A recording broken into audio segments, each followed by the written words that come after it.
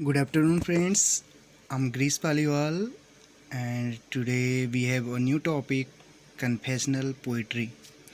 Friends, today we would like to discuss about confessional poetry. confessional poetry के बारे में हम डिस्कस करेंगे.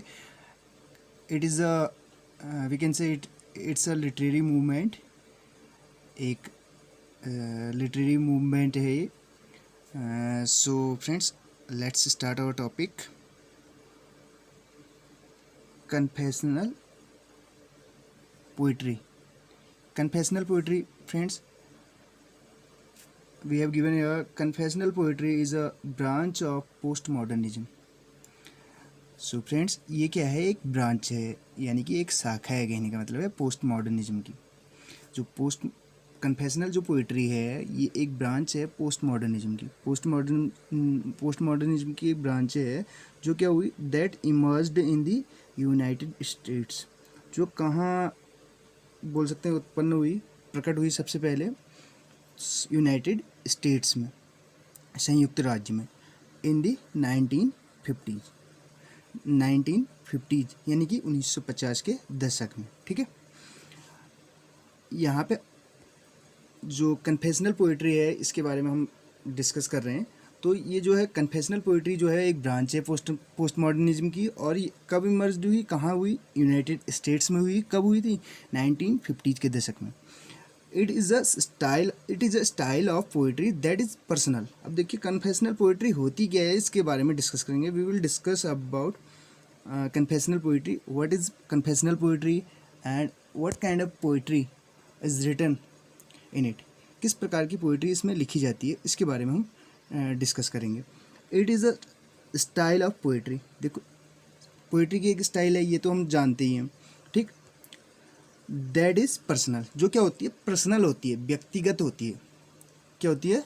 व्यक्तिगत होती है. इसमें जैसे बोल सकते हैं व्यक्तिगत का मतलब क्या है, जैसे ऑटोबायोग्राफी होती है, ऑटोबायोग्राफिकल होती है ना. पोम्स यहाँ पे पोइट्री है तो पोम्स होंगी यहाँ पे, तो स्टोरी ना होके तो ऑटोबायोग्राफिकल होंगी. लेकिन वो ठीक, ऑटोबायोग्राफिकल क्या होती हैं? ऑटोबायोग्राफिकल क्या होंगी? जिसमें अपने बारे में लिखेगा, अपने बारे में, यानी कि मैं अपनी बात करूँ तो मैं कौन सा पर्सन हूँ? फर्स्ट पर्सन, यानी कि फर्स्ट पर्सन नरेटिव होगी. ठीक, often making use of first person narrator. जो मैं पहले ही बता चुका हूँ, इसमें किसका यूज किया जाता है? फर्स्ट पर्सन नरेटर, यानी कि जो कहानी बता रहा है अपने बारे में ही वो क्या करने की कोशिश करता है? बताने की कोशिश करता है by the help of poetry, poems. तो पोइट्री के माध्यम से वो अपने जो बायोग्राफी है उनके बारे में बताने की कोशिश करते हैं. Second point we have here. दूसरा पॉइंट जो हमारे पास है, it is a style of poetry.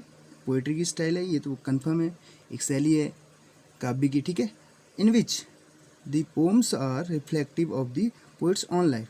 अब जो इसमें जो पोम्स हैं वो क्या होती हैं? आर रिफ्लेक्टिव यानी कि उसके अपने जीवन के बारे में क्या होती हैं? उसके अपने निजी जीवन के बारे में होती हैं. ठीक है, यानी कि जो पोएट है यहाँ पे, जो पोम्स वो लिखता है, वो क्या करती हैं? उसकी अपनी लाइफ को क्या करती हैं? रिफ्लेक्ट करती हैं, उसकी अपनी लाइफ के बारे में बताती हैं. Third point we have here. तीसरा पॉइंट जो है यहाँ पे हमारे पास है, it frequently deals with taboo topics. Friends, ये क्या होता है? फ्रीक्वेंटली मीन्स ऑफन, अक्सर, यानी कि लगातार किस चीज़ के बारे में बात करना? Deals with, to be about, यानी कि बोल सकते हैं किसी चीज़ के बारे में होना. ठीक है, टैबू टॉपिक्स मीन्स एक ऐसा टॉपिक जो क्या है, we can say that inappropriate in some context. कुछ परिस्थितियों में जो क्या होते हैं, इनएप्रोप्रिएट माने जाते हैं. A subject which is considered inappropriate in some context. कुछ परिस्थितियों में जो जिनको क्या माना जाता है? इनएप्रोप्रिएट माना जाता है. इस टाइप के टॉपिक्स पे ये इनके बारे में अक्सर बात किया करते हैं, टैबू टॉपिक्स के बारे में. सच एज, जैसे कि इसमें एग्जांपल हमें दिए हैं सेक्स के बारे में, एडिक्शन के बारे में, या मेंटल हेल्थ के बारे में. इसके अलावा लास्ट में क्या है? Familial relationship. फैमिलियल है यानी कि फैमिली से रिलेटेड, जो अपने पारिवारिक जो उनके संबंध होते हैं उसके बारे में बात की जाती है इनमें। तो कन्फेशनल पोइट्री क्या होती है, 1950s के दशक में आई थी। कहाँ पे स्टार्ट हुई थी, यूनाइटेड स्टेट्स में। ये हमने इसके बारे में बात कर लिया था। और ब्रांच किसकी है, पोस्ट मॉडर्निज्म की है। और किसके बारे में बात होती है, taboo topics such as sex, addiction, mental health and familiar relationship. और फर्स्ट पर्सन होती हैं, और इसमें जो पोएट है उसकी ऑन लाइफ, अपने लाइफ के बारे में यानी कि वो बताते हैं। ठीक, ये इतनी चीज़ें हमारी क्लियर होगी यहाँ पे। अगला पॉइंट जो हमारा है, अब ये जो टर्म है, जो कन्फेशनल पोएट्री जो हमारा ये टर्म है, ठीक है, तो ये किसने कॉइन किया था, क्रिटिक थे एक M.L. Rosenthal. M.L. Rosenthal coin the term. M.L. Rosenthal थे क्रिटिक, आलोचक थे, उन्होंने इस टर्म को कॉइन किया था। इन रिव्यूइंग, जब क्या कर रहे थे, रिव्यू कर रहे थे, यानी कि किसी चीज़ को दोहरा रहे थे या उसकी समीक्षा कर रहे थे। किस चीज़ की समीक्षा कर रहे थे, जब रॉबर्ट लॉवेल्स जो रॉबर्ट लॉवेल्स हैं उनकी लाइफ स्टडीज़ को क्या कर रहे थे, जब रिव्यू कर रहे थे, उसकी समीक्षा कर रहे थे, उनकी जो लाइफ स्टडीज है उसको रिव्यू कर रहे थे, उस टाइम इन्होंने इस वर्ड को क्या किया था, कॉइन किया था। कौन से टर्म को कॉइन किया था, कन्फेशनल पोइट्री को।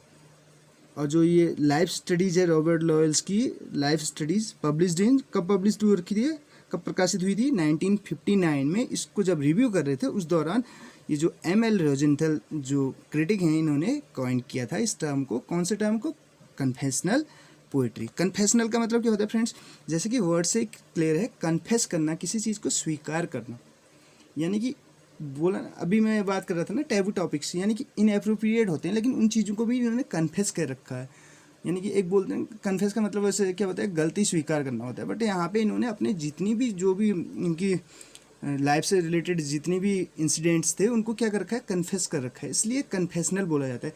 इंडियन लिटरेचर में जब बात करें तो कमला दास, आप जानते हैं कमला दास जो हैं कन्फेशनल पोइट के नाम से जानी जाती हैं। और इसमें अभी आगे आपको दिया होगा, इसमें नीचे कौन कौन से पोइट्स हैं उनके बारे में भी यहाँ पे जिक्र किया है हमने। तो देखते हैं अगला पॉइंट हमारा, the term has since been applied. अब ये जो टर्म है उसके बाद से किस किस के द्वारा अप्लाई किया गया, इसका यूज किया गया, ठीक है, यानी कि ये जो कन्फेशनल पोइट्री है, to the works of several poets, यानी कि कई जो पोइट्स हैं उन्होंने इस टर्म को यूज कर रखा है अपने वर्क्स में। प्राइमरली यानी कि मुख्य रूप से बोलें तो उसमें कौन है, लवेल, रॉबर्ट लवेल, हमने अभी बात की थी, life studies published in 1959, Robert Lovell हैं। इसमें पूछा जा सकता है, ऐसा क्वेश्चन आ सकता है, ऐसे क्वेश्चन पूछा जा सकता है कि कन्फेशनल पोइट्स, हमें ऑप्शन दे दिया जाएगा कि कौन कौन से इसमें कन्फेशनल पोइट्स हैं, या ऐसे ऑप्शन दे दिया जाएगा, तीन कन्फेशनल पोइट्स दिए जाएंगे और उसमें से एक ऐसा दे दिया जाएगा जो कन्फेशनल ना हो, तो उसके बारे में पूछा जा सकता है हमसे। तो इस टाइप से हमें क्वेश्चन दिया जा सकता है, इसमें आज पूछा जा सकता है, कहने का मतलब है। प्राइमरली लॉवेल हो गए इसमें, फिर दूसरे नंबर पे एन सेक्सटन है, और इसके अलावा सिल्विया प्लेथ हैं, और लास्ट में यहाँ पे क्या है, W.D. स्नोडग्रास हैं। इसके अलावा कमला दास, इंडियन जब लिटरेचर की बात करें तो उसमें कमला दास हैं। यहाँ पे अब जो सिल्विया प्लेथ हैं, इनके वो दो वर्क्स हैं, two of her most famous poems. अब कमला दास की सिल्विया प्लेथ की जो टू मोस्ट फेमस पोम्स हैं वो क्या क्या हैं, एक तो डैडी है, और जिसमें दूसरा क्या है, लेडी लेजरेस। इनमें कन्फेशनल पोइट्री बहुत ज़्यादा देखने को मिलती है इनकी। Are excellent example of confessional poetry, confessional poetry के बेहतरीन क्या है, उदाहरण है, ठीक है, उत्कृष्ट उदाहरण बोल सकते हैं। Dealing with the death of her father. अब डैडी वाले में देखो, डीलिंग विद किसके बारे में है, जो डैडी है, डेथ ऑफ हर फादर, उनके पिताजी की डेथ के बारे में।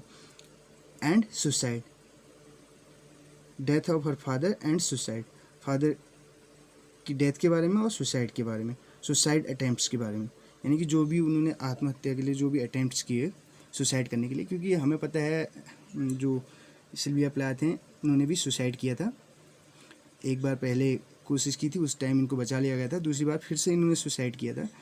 यानी कि सुसाइडल जो अटेम्प्ट्स हैं वो भी इनके लेडी लेजरस, और उसमें यानी कि डैडी में तो कह रहा है डेथ ऑफ फादर, उनके पिताजी की डेथ के बारे में, एंड सुसाइड अटेम्प्ट्स रिस्पेक्टिवली, और जो लेडी लेजरस है उसमें सुसाइड अटेम्प्ट्स के बारे में। अब इसके अलावा करेक्टरिस्टिक्स क्या होती हैं, जो कन्फेशनल पोइट्री होती है उसके करेक्टरिस्टिक्स क्या होती हैं, उसकी विशेषताएं क्या होती हैं। तो ये तो हम ऑलरेडी डिस्कस कर चुके हैं, लेकिन फिर भी यहाँ पे मेन जो पॉइंट है, पहला जो है फर्स्ट पर्सन नरेशन होता है, यानी कि अपने बारे में। फर्स्ट पर्सन का मतलब क्या है, फर्स्ट पर्सन जैसे आई या वी, तो अपने बारे में ही लिखेंगे ना, फर्स्ट पर्सन इसलिए कहा गया इसको। फर्स्ट पर्सन नरेशन होगा, और दूसरा क्या होगा, ऑटोबायोग्राफी होगा। ऑटोबायोग्राफी में बायोग्राफी होता है जीवन परिचय, ऑटो में स्वयं की। तो ये इसकी करेक्टरिस्टिक्स हैं। सो फ्रेंड्स, मुझे लगता है आपको जो कन्फेशनल पोइट्री एक छोटी सी एक ब्रांच है पोस्ट मॉडर्निज्म की, तो इस टॉपिक को आज मैं लेके आया था, क्योंकि हम कमला दास के बारे में लास्ट टाइम मैंने एक पोम डिस्कस कर रखी थी उनकी, माई मदर एट 66, क्योंकि कमला दास भी क्या है, कमला दास भी एक कन्फेशनल पोइट हैं। तो इसलिए कन्फेशनल क्या होता है इसको जानना हमारे लिए बेहद ज़रूरी हो गया था, तो इसलिए ये टॉपिक यहाँ पे मैं आज आपके सामने प्रस्तुत किया गया मेरे द्वारा। तो जो अगला टॉपिक होगा उसमें हम कमला दास के बारे में ही डिस्कस करेंगे, कमला दास के वर्क्स और कमला दास की पोइट्री के बारे में। तो उस टाइम अगर कन्फेशनल कहीं पे वर्ड आता है तो आप लोगों को समझने में आसानी होगी। Thank you so much friends for watching.